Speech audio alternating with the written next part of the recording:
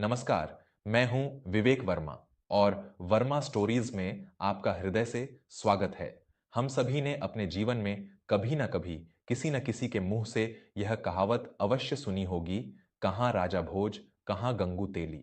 जब भी दो असमान लोगों की तुलना होती है, तो अनायास ही यह वाक्य हमारी जुबान पर आ जाता है। लेकिन क्या आपने कभी सोचा है कि जिस गंगू तेली का नाम इतिहास के इतने महान सम्राट राजा भोज के साथ जोधा जाता है, वह आखिर था कौन? क्या वह सच में कोई तेली था? और ऐसा क्या हुआ था कि एक साधारण से व्यापारी का नाम चक्रवर्ती सम्राट के साथ युगों युगों के लिए जुड़ गया? आज की यह कहानी केवल एक लोक कथा नहीं है, बल्कि अहंकार, ज्ञान और मर्यादा का एक ऐसा पाठ है जो सीधे आपके दिल में उतरेगा। यह कहानी है मालवा के उस महान सम्राट की जिसके न्याय की कस्में खाई जाती थीं, और यह कहानी है उनके विवाह की जिसने एक अहंकारी का जीवन हमेशा के लिए बदल दिया। मध्य प्रदेश के मालवा क्षेत्र में एक अत्यंत सुंदर और समृद्ध नगरी हुआ करती थी, धारा नगरी। इसी धारा नगरी के सिंहासन पर आसीन थे परमार वंश के सबसे प्रतापी, विद्वान और शूरवीर सम्राट राजा भोज। राजा भोज केवल एक योद्धा ही नहीं थे, बल्कि वे एक महान वास्तुकार, कवि और ज्ञानी पुरुष भी थे। उनके दरबार में शस्त्र और शास्त्र दोनों का समान आदर होता था। उनके राज्य में प्रजा इतनी सुखी थी कि लोग अपने घरों के दरवाजों पर ताले तक नहीं लगाते थे। समय अपनी गति से आगे बढ़ रहा था। राजा भोज ने अपने बाहुबल और ज्ञान से मालवा को स्वर्णिम युग में पहुंचा दिया था। एक दिन राजसभा में उनके वयोवृद्ध महामंत्री विद्याधर ने हाथ जोड़कर एक प्रस्ताव रखा। महाराज, क्षमा करें, परंतु अब समय आ गया है कि मालवा को उसका उत्तराधिकारी और धारा नगरी को उसकी महारानी मिलनी चाहिए। प्रजा चाहती है कि आप अब विवाह के बंधन में बंध जाएं। राजा भोज ने अपनी शांत और गंभीर आंखों से महामंत्री की ओर देखा और एक हल्की सी मुस्कान के साथ बोले, महामंत्री जी, विवाह कोई राजनैतिक समझौता नहीं है। यह दो आत्माओं, दो विचारों और दो जीवन मूल्यों का मिलन है। मैं उस स्त्री को अपनी अर्धांगिनी बनाऊंगा जिसका ज्ञान मेरे ज्ञान से तनिक भी कम न हो, जिसका हृदय प्रजा के लिए करुणा से भरा हो और जो राजमहल के वैभव से अधिक संस्कारों को महत्व देती हो। महामंत्री विद्याधर ने तुरंत उत्तर दिया, महाराज, विदर्भ नरेश की सुपुत्री राजकुमारी लीलावती के ज्ञान और सौंदर्य की चर्चा आज पूरे आर्यावर्त में है। वे वेदों की झाता हैं और उनका स्वभाव अत्यंत ही विनम्र है। यदि आप आज्ञा दें तो हम विदर्भ नरेश के पास विवाह का प्रस्ताव भेजें? राजा भोज ने स्वीकृति दे दी। जब विदर्भ नरेश के पास यह प्रस्ताव पहुंचा तो वे अत्यंत प्रसन्न हुए, परंतु राजकुमारी लीलावती ने एक शर्त रख दी। उन्होंने एक दूत के हाथों एक बंद संदूक धारा नगरी भिजवाया। दूत ने राजसभा में आकर वह संदूक राजा भोज के सामने रखा और कहा, महाराज की जय हो। राजकुमारी लीलावती ने कहा है कि यदि आप इस संदूक में रखी वस्तु का सही अर्थ और उत्तर मुझे भिजवा देंगे तो मैं स्वयं को आपके योग्य समझूंगी। राजा भोज ने संदूक खोला। उसमें एक अत्यंत सुंदर लकड़ी का बना हुआ कमल का फूल था, लेकिन उसकी पंखुड़ियां पूरी तरह से बंद थीं और उस पर लोहे की एक मजबूत जंजीर लिपटी हुई थी। पूरे दरबार में सन्नाटा छा गया। बड्ढे बड्ढे विद्वान उस बंद लकड़ी के कमल को देखकर उलझन में पड़ दिया गए।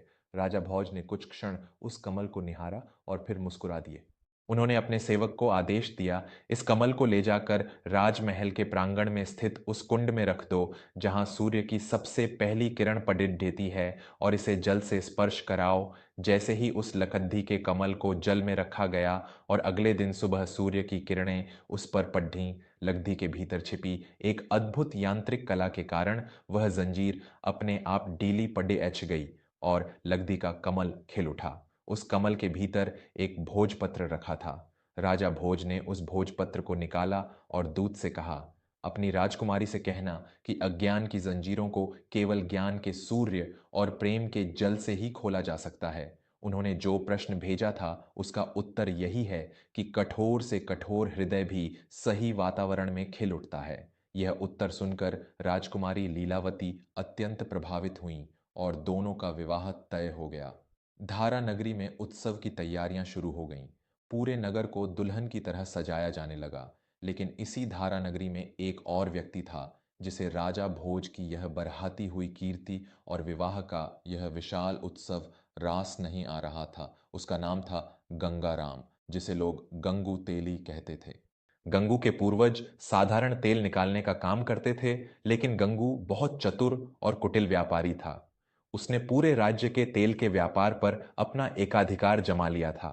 उसका खजाना सोने चांदी से भरा पडेडियच्छा था। वह इतना अमीर हो चुका था कि उसने राजमहल से भी ऊंचा अपना एक महल बनवा लिया था। गंगू तेली का अहंकार आसमान छू रहा था। उसे लगता था कि दुनिया की हर चीज पैसे से खरीदी जा सकती है। जब उसे पता चला कि राजा भोज का विवाह हो रहा है और उसमें देश देशांतर से राजा महाराजा आ रहे हैं, तो उसके मन में ईर्ष्या ने जन्म लिया। उसने अपने चापलूस मित्र सोमेश्वर से कहा, देख रहे हो सोमेश्वर, यह राजा भोज अपने विवाह में कितना धन लुटा रहा है। लोग कहते हैं कि राजा बहुत महान है, पर असल में मालवा की असली ताकत तो मेरा पैसा है। अगर मैं चाहूं तो राजा भोज से भी बड़ा और भव्य विवाह आयोजन करके दिखा सकता हूं। मैं इस राजा का घमंड तोड़ ढकर रहूंगा।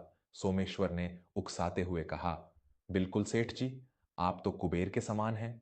राजा भोज के पास तो केवल ज्ञान का बखान है, असली लक्ष्मी तो आपके खजाने में बसती है। विवाह के दिन करीब आ रहे थे। राजा भोज ने नगर के सभी वर्गों को विवाह में आमंत्रित किया। गंगू तेली को भी निमंत्रण मिला, लेकिन गंगू ने एक बहुत ही ओछी चाल चली। जिस मुख्य मार्ग से राजकुमारी लीलावती की डोली राजमहल तक आनी थी, गंगू ने रातों रात उस पूरे मार्ग को सोने की मोहरों और कीमती रेशमी कालीनों से ढकवा दिया। उसने अपने महल के बाहर बद्धे बद्धे हीरे जवाहरात सजा दिए और स्वयं एक ऊंचे स्वर्ण जड्ढित सिंहासन पर बैठ गया, ताकि जब राजकुमारी की डोली वहां से गुजरे तो वह राजा भोज की संपत्ति को तुच्छ साबित कर सके। अगले दिन जब विवाह संपन्न हुआ और राजा भोज अपनी महारानी लीलावती के साथ नगर भ्रमण करते हुए राजमहल की ओर लौट रहे थे, तो उनका काफिला गंगू तेली के महल के पास पहुंचा। पूरे मार्ग पर बिछी सोने की मोहरें और गंगू का यह भद्दा प्रदर्शन देखकर प्रजा और सैनिक क्रोधित हो गए। सेनापति ने तलवार निकाल ली।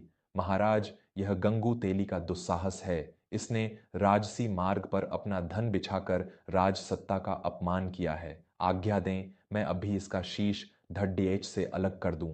राजा भोज ने अपना हाथ उठाकर सेनापति को शांत किया। उनकी आंखों में कोई क्रोध नहीं था, बल्कि एक गहरी करुणा थी। वे अपने रथ से नीचे उतरे। महारानी लीलावती भी उनके साथ उतर आईं। राजा भोज धीरे धीरे चलते हुए उस ऊंचे सिंहासन तक गए जहां गंगू तेली सीना ताने बैठा था। गंगू तेली ने व्यंग्य भरी मुस्कान के साथ कहा, महाराज क्षमा कीजिएगा, मैंने सोचा आपकी महारानी पहली बार मालवा आ रही हैं, तो उनके स्वागत में कोई कमी न रह जाए, इसलिए मैंने अपनी तरफ से यह छोटा सा तुच्छ धन मार्ग में बिछा दिया है। आखिर धन दौलत के मामले में मालवा के व्यापारियों का कोई मुकाबला नहीं कर सकता। राजा भोज ने गंगू की आंखों में देखा और अत्यंत शांत स्वर में बोले, गंगाराम, तुम्हारा यह धन वास्तव में बहुत सुंदर है। तुमने मालवा की समृद्धि को बढ़ाया है, इसके लिए मैं तुम्हारी प्रशंसा करता हूं। यह सुनकर गंगू तेली हैरान रह गया। उसे लगा था राजा क्रोधित होंगे, लेकिन राजा तो उसकी तारीफ कर रहे थे। उसका अहंकार और बढ़ गया। तभी राजा भोज ने मार्ग पर पडढ़ी एक सोने की मुहर उठाई और कहा, परंतु गंगाराम, मुझे तुमसे एक छोटी सी सहायता चाहिए। आज मेरे विवाह का शुभ दिन है और मैं चाहता हूं कि तुम अपनी इस सारी संपत्ति के बदले मुझे एक चीज दे दो। गंगू ने गर्व से छाती चौड़ी करते हुए कहा, मांगिए महाराज, इस गंगू तेली के पास क्या नहीं है। आप जो मांगेंगे मैं इसी क्षण आपके कदमों में रख दूंगा। राजा भोज ने मुस्कुराते हुए कहा, मुझे ज्यादा कुछ नहीं चाहिए गंगाराम, बस अपने इस अपार धन से बीता हुआ कल का एक पल खरीद कर ला दो, या फिर अपने इस सारे सोने से एक ऐसा दीपक जलाकर दिखाओ जिसमें तेल न हो और जो आंधी में भी न बुझे। या ऐसा करो, इस धन से मुझे मृत्यु के समय एक सांस अतिरिक्त खरीद कर दे दो। गंगू तेली का चेहरा पीला पड्डी डीडीएच गया। उसकी व्यंग्यात्मक मुस्कान गायब हो गई। वह अवाक रह गया। राजा भोज ने अपनी बात जारी रखी। गंगाराम, धन से सुख के साधन खरीदे जा सकते हैं, परंतु सुख नहीं। सोने से बिस्तर खरीदा जा सकता है, परंतु नींद नहीं। और सबसे बड़ी बात, इस धन से तुम लोगों में भय तो उत्पन्न कर सकते हो, लेकिन उनके हृदय में अपने लिए सम्मान कभी पैदा नहीं कर सकते। राजा भोज ने वह सोने की मुहर वापस उसी के कदमों में फेंक दी और बोले, तुम्हारा यह धन केवल मिट्टी से निकला है और एक दिन मिट्टी में ही मिल जाएगा। तुमने जो यह रास्ता सोने से सजाया है, यह तुम्हारी समृद्धि का नहीं, तुम्हारे खोखलेपन और अहंकार का प्रतीक है। महानता ऊंचे सिंहासनों पर बैठने से नहीं, बल्कि दूसरों के दुख में उनके साथ नीचे जमीन पर बैठने से आती है। गंगू तेली को ऐसा लगा जैसे किसी ने उसके मुंह पर तमाचा मार दिया हो। उसके आसपास खड़ीढी प्रजा अब उस पर हंस रही थी। जिस धन का उसे इतना घमंड था, वह आज चक्रवर्ती सम्राट के ज्ञान और मर्यादा के सामने सच में मिट्टी के समान लग रहा था। महारानी लीलावती ने भी आगे बढ़कर कहा, सेठ गंगाराम, राजा की असली संपत्ति उनका खजाना नहीं, बल्कि उनकी प्रजा और उनका न्याय होता है। आपने धन अवश्य कमाया है, परंतु विवेक और विनम्रता को पीछे छोड़ डाच दिया है। गंगू तेली का सारा अहंकार आंसुओं के रूप में उसकी आंखों से बहने लगा। वह समझ चुका था कि उसने कितनी बड़ी भूल की है।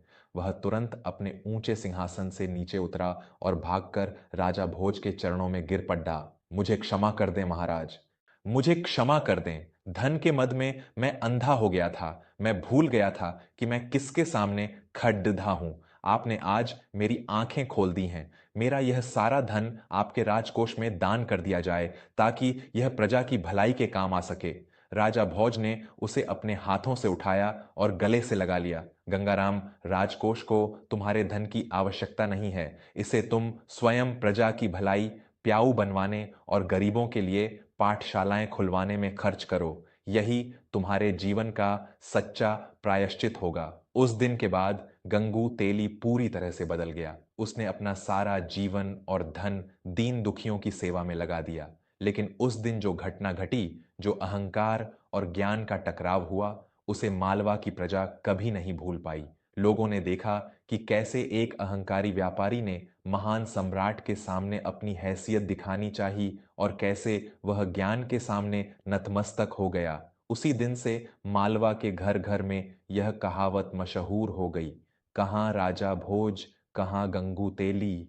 यह कहावत केवल दो लोगों की आर्थिक स्थिति की तुलना नहीं है, बल्कि यह ज्ञान, संस्कार और महानता की तुलना है अहंकार, ओछेपन और खोखले दिखावे से। दोस्तों, जीवन में हम चाहे कितनी भी तरक्की कर लें, कितना भी धन कमा लें, लेकिन यदि हमारे भीतर विनम्रता नहीं है, यदि हम दूसरों का सम्मान करना नहीं जानते, तो हमारा वह धन हमारी सबसे बड़ी कमजोरी बन जाता है। राजा भोज महान इसलिए नहीं थे क्योंकि उनके पास बहुत बड़ा साम्राज्य था, बल्कि इसलिए महान थे क्योंकि उनके पास एक ऐसा हृदय था जो सबको साथ लेकर चलना जानता था। आज की इस कहानी से हमें यही सीख मिलती है कि अपनी उपलब्धियों पर कभी घमंड न करें। ज्ञान और अच्छे संस्कार ही वह सच्ची संपत्ति हैं, जिसे न तो कोई चोर चुरा सकता है और न ही समय उसे नष्ट कर सकता है। मुझे आशा है कि राजा भोज और गंगू तेली के पीछे छिपी यह वास्तविक कहानी और इसके भीतर छिपा जीवन का यह गहरा अर्थ आपको अवश्य पसंद आया होगा। मैं विवेक वर्मा अब आपसे विदा लेता हूं। जल्द ही मिलूंगा एक नई कहानी, एक नए विचार और जीवन के एक नए पाठ के साथ। तब तक के लिए अपना और अपने परिवार का ध्यान रखें। नमस्कार।